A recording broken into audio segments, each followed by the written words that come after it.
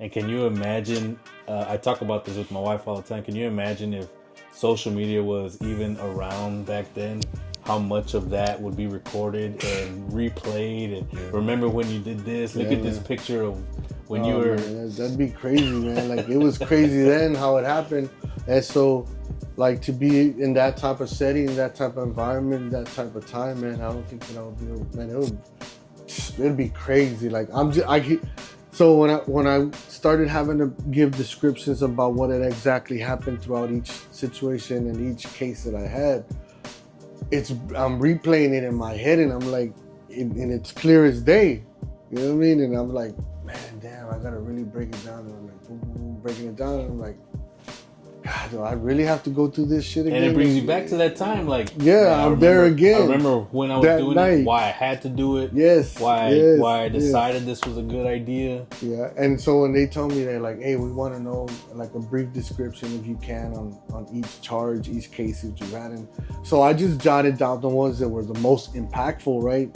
You know, all that other stuff was kind of like petty stuff, but when I had to do the breakdown and kind of word it as to where how it sounded, you know, it had to be like legit, like it had to be. And so, I mean, it just brought up all these feelings, and I was like, God, man, I gotta go through this shit again, man. I'm like, God, I can't shake this. And so I started getting anxious, and it's just kind of like, wow, man. And so if it wasn't for Becky kind of like telling me like, hey, God's doing this. God's got a plan. It's always at His time. It's never on your time. And just constantly putting that in me, like, to me, it was like, okay, now you know, telling me too, like, hey, chill, you know what I mean? It's gonna happen, blah, blah, blah. You know, let's do this, let's do that, let's pray about it. And so, you know, it just kind of worked out. But, you know, if I'm not careful, my mind will take me to that place, and I'll have a hard time getting back. You know, when you were going through those days, and I was thinking, you know, how you would be feeling. And I was thinking about the stuff that I was getting into when I was 16, 17, or even younger than that. I remember it was more,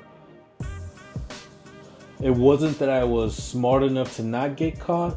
It was just, I had some kind of luck. You can call it God, you can call it luck, you can call it the right time, the right place, whatever. But to get away with it, looking back on it now, I can't imagine if I would have gotten caught, or if I would have gone through those same situations, what it would have brought to me now.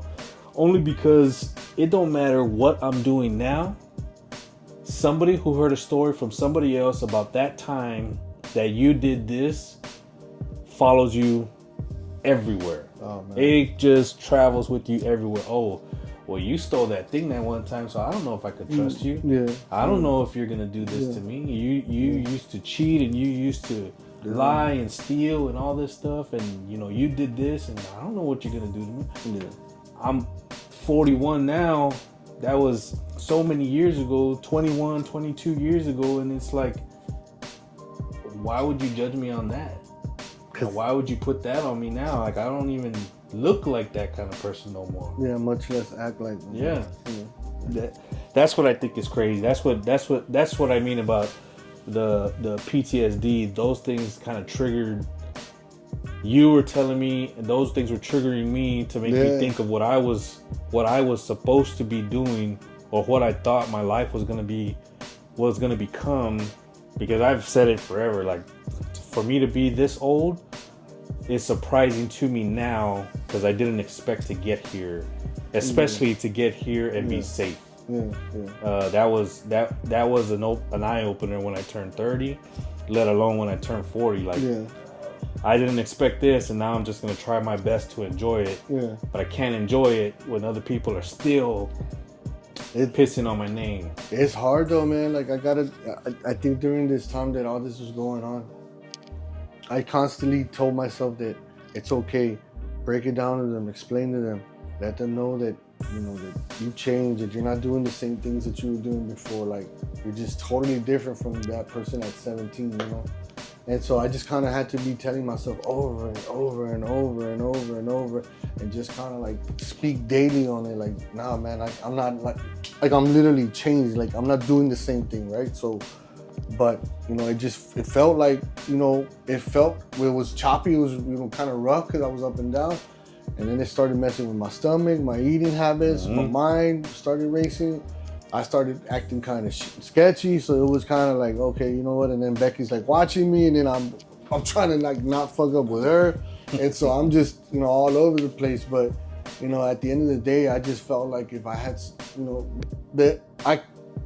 because of the belief I have that there's, you know, that we have a God, that we have a Jesus that, you know, that forgives and washes away the sins, and so it's kind of like you start thinking that you that's a full-blown belief, you know what I mean? Like you're locked in, and that's how you believe, and so that's what you want to start with, is just kind of like putting it into your body, like hearing it, seeing it, you know what I mean? And so